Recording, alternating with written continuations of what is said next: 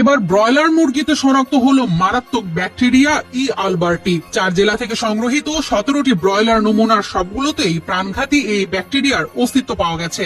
বাংলাদেশ কৃষি বিশ্ববিদ্যালয়ের অধ্যাপক ডক্টর জায়েদুল হাসানের গবেষণায় মিলেছে এই ভয়াবহ তথ্য। কেবল জীবিত মুরগিই নয়, ময়মনসিংহ অঞ্চলের বেশ কিছু দোকান থেকে সংগৃহীত মাংসেও একই ধরনের ব্যাকটেরিয়া শনাক্ত হয়।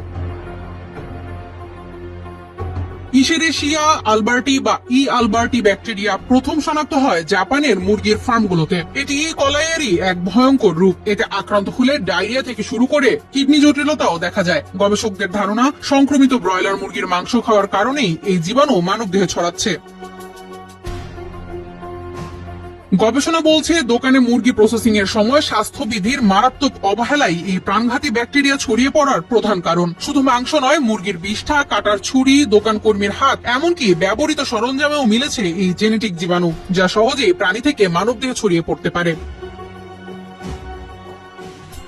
এই ব্যাকটেরিয়া কেবল পেটের অসুখই নয়, বরং অ্যান্টিবায়োটিক প্রতিরোধী ক্ষমতা তৈরি করে ওষুধের কার্যকারিতা পর্যন্ত নষ্ট করে দিচ্ছে। গবেষণা অনুযায়ী সংক্রমণের ক্ষেত্রে অন্তত একটির বেশি অ্যান্টিবায়োটিক ব্যর্থ হওয়ার আশঙ্কা 94%, যা ভবিষ্যৎ প্রজন্মের জন্য হতে পারে গভীর স্বাস্থ্য ঝুঁকির কারণ।